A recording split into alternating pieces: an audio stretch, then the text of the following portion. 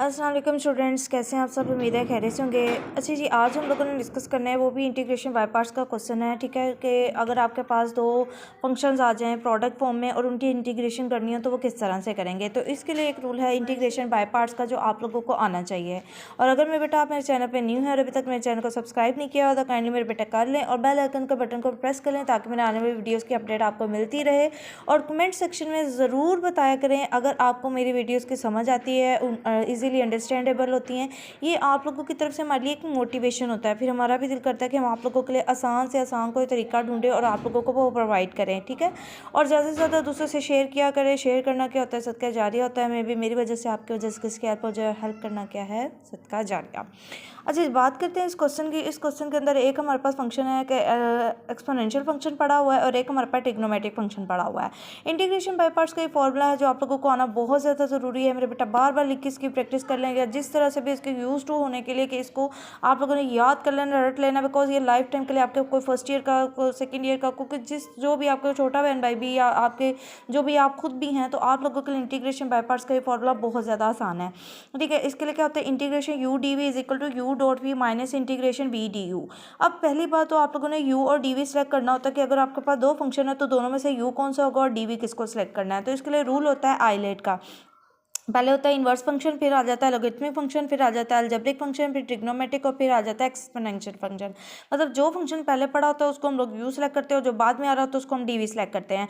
तो हमारे इस फंक्शन के अकॉर्डिंग एक्सपोनेंशियल और एक हमारे पास क्या कौन सा आ रहा है? अलजेब्रिक फंक्शन, ट्रिग्नोमेट्रिक आ रहा है। तो यहाँ पे देखिए ट्रिग्नोमेट्रिक फंक्शन पहले और एक्सपोनेंशियल फंक्शन बाद में। इसका मतलब ट्रिग्नोमेट्रिक वाले को हम यू सेलेक्ट करेंगे और एक्सपोनेंशियल फंक्शन को हम क्या सेलेक्ट करेंगे? डीवी सेलेक्ट करेंगे। तो मैंने इस तरह से यहाँ सिलेक्शन करके रख ली है। यू को is equal to cos of y लिखा है जो कि मेरे पास ट्रिग्नोमेट्रिक फंक्शन है और एक्सपोनेंशियल फंक्शन को मैंने डीवी सेलेक्ट किया। Dv is equal to e y D y, मतलब ई वाई और डी वाई के साथ इंटीग्रेशन का आप लोगों ने इस साइड पे ले लेना है। अब जिस तरफ आप लोगों ने यू सेलेक्ट किया होगा उस तरफ आप लोगों ने डेरिवेटिव लेना है, जिस तरफ आप लोगों ने डीवी सेलेक्ट किया होगा उस तरफ आप लोगों ने दोनों तरफ इंटीग्रेशन अप्लाई करनी है। तो यहाँ पे डेरिवेटिव लेते हैं, ये बन जाएगा डी यू और कोस ऑफ वाई का जो आपके पास डेरिवेटिव होता है माइनस साइन वाई होता है, साथ आ जाएगा डी वाई जिसके रिस्पेक्ट से आप लोगों ने इसको डेरिवेट किया है।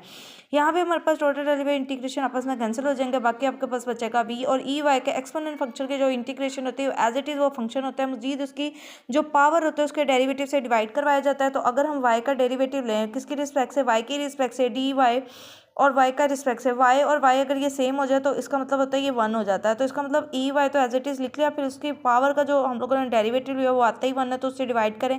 तो 1 लिखें या ना लिखें फ़र्क नहीं पड़ता। मतलब आप लोग ये माइंड में रख लें अगर आपके पास एक्सपोनेंशियल फंक्शन है और उसकी पावर में कोई वेरिएबल है और उसकी भी पावर 1 पड़ी हुई तो वो एज इट इज़ पूरा का पूरा फंक्शन उसकी इंटीग्रेशन का आंसर बन जाता है।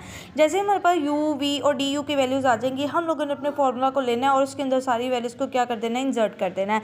सबसे पहले हम लोगों ने क्वेश्चन लिख लिया is equal to u dot v minus integrate v d u. U की वैल्यू मेरे बेटा आपके पास कोस वाई है, वी की value e raise to power y है, लिख दी मैंने माइनस इंटीग्रेशन वी की value e raise to power y है, डी यू की वैल्यू हमारे पास थी minus sine Y D Y, तो मैंने इस तरह से लिख दिया। अब ये वाला माइनस माइनस क्या बन जाएगा? प्लस बन जाएगा और ये बन जाएगा e y sine Y D y. अब दोबारा से हमारे पास क्वेश्चन की ओरिजिनल फॉर्म की ऐसी शेप बन गई है कि जिसमें हमारे पास फिर से दो फंक्शन है और प्रोडक्ट फॉर्म में पड़ा हुआ है, एक ट्रिग्नोमेट्रिक और एक एक्सपोनेंशियल आ गया। तो पहली बात तो आप लोगों ने ओरिजिनल फंक्शन को किसी आई के इक्वल लेट कर लेना कि अगर ऐसी कोई सिचुएशन आगे जाके बनती है तो हम उसकी जगह डायरेक्ट ये वाली वैल्यू की जगह आई लिख देंगे। ठीक है, तो अब हम लोगों ने क्या कर देना है कि इधर से इंटीग्रेशन बाय पार्ट्स इस वाले पार्ट के ऊपर दोबारा से लगा देने। इसको इक्वेशन ए कह ले अपनी आसानी के लिए ताकि बार बार बताने के लिए अगर आपको पता चले ये रिवाइज करना तो आपको पता होगा किस इक्वेशन का कहाँ पे कौन सी इंसर्शन, कौन सी पुटिंग, कौन सी सब्स्टिट्यूशंस हो रही हैं। अगेन इंटीग्रेशन बाय पार्ट्स को हम लोग यूज़ करेंगे सिर्फ इस पार्ट के ऊपर बिकॉज इसके साथ तो पे इंटीग्रेशन का साइन आने ये सिंप्लीफाई हो चुका है। इसको पकड़ेंगे, यहाँ पे यू और डी वी की सिलेक्शन वहीं आइलेट का यूज़ करना है। Integration inverse, logarithmic, algebraic, trigonometric और एक्सपोनेंशियल फंक्शन। ट्रिग्नोमेट्रिक को यूज सेलेक्ट करेंगे, एक्सपोनेंशियल फंक्शन को डी वी सेलेक्ट करेंगे, मतलब साइन वाई को हम लोगों ने यू सेलेक्ट कर लिया, ई वाई डी वाई को हम लोगों ने डी वी सेलेक्ट कर लिया। जिस तरफ हम लोगों ने यू सेलेक्ट करना है उस तरफ लेना है डेरिवेटिव, जिस तरफ डी वी सेलेक्ट करना है उस तरफ लेनी है इंटीग्रेशन। तो ये बन जाएगा डी यू। साइन वाई का जो आपके पास होती है ना डेरिवेटिव होता है आपके पास कोस वाई डी वाई, तो इस तरफ टोटल डेरिवेटिव इंटीग्रेशन आपस में कैंसिल होकर आपके पास वी रह जाएगा। ई वाई का एक्सपोनेंट फंक्शन का जो आप लोगों के पास आता है इंटीग्रेशन वो e raise to power y as it is पूरा फंक्शन आ जाएगा। जैसे हमारे पास डी यू वी और इन सब की वैल्यूज़ आ जाएंगी, हम लोगों ने इस पार्ट के ऊपर क्या करना है? इस इंटीग्रेशन बाय पार्ट्स का फॉर्मूला अप्लाई कर करना है। U dot v minus integration v d u. U की वैल्यू हमारे पास साइन वाई है, वी की value e rest to power y है, इंटीग्रेशन का साइन ऐसे रहेगा, वी की value e rest to power y है और डी यू की value cos Y D y है। तो हम लोगों ने सारी वैल्यूज़ को क्या कर देना है, इंसर्ट कर देना। और अब हम लोग करेंगे इसको जी सिंप्लीफाई। और यहाँ से आप लोगों ने वीडियो को पॉज करके ये वाले स्टेप्स अगर नोट कर लेना है, साथ साथ नोट कर ले, लेकिन समझना, वीडियो को कंप्लीट वॉच करना मेरे बेटा आपके लिए बहुत ज़रूरी है, ताकि ईच एंड एवरी स्टेप आपके ओके हो जाए। अच्छा जी, यहाँ से हम लोगों ने पुट कर देंगे result in A equation. Result in A equation क्या थी हमारे पास, ये जिसको मैंने नाम दिया हुआ था, ठीक है। ये वाला part cos Y raised to power Y plus integration E rest to power Y sine Y D Y. तो मतलब E rest to power sine Y D Y की इंटीग्रेशन का ये जो आंसर बना हुआ है, मैंने इसकी जगह जाके क्या कर देना है, इंसर्ट कर देना है। अब मैंने जैसे ही वहाँ पे वैल्यूज़ आके क्या कर दिए, इंसर्ट कर दिए हैं। अब ये वाले दो पार्ट्स तो हमारे पास बिल्कुल सिंप्लीफाई हो चुके हैं। यहाँ पे हमारे पास E rest to power cos Y D Y की इंटीग्रेशन वाला केस बन गया। और आपको याद होगा क्वेश्चन के स्टार्ट पे मैंने कहा था कि ओरिजिनल क्वेश्चन को आप लोगों ने आई का नाम दे देना है। अगर ऐसी कोई सिचुएशन बनेगी, हम उसकी जगह क्या पुट कर देंगे, आई पुट कर देंगे। अब हम लोग गौर करें तो हमारे पास ऐसे ही सिचुएशन बन गई, इस पूरे को हम लोगों ने आई का नाम दे देना है। ठीक हो गया। ये मैंने साथ लिख दिया, E rest to power cos Y D Y from the question is equal to I है।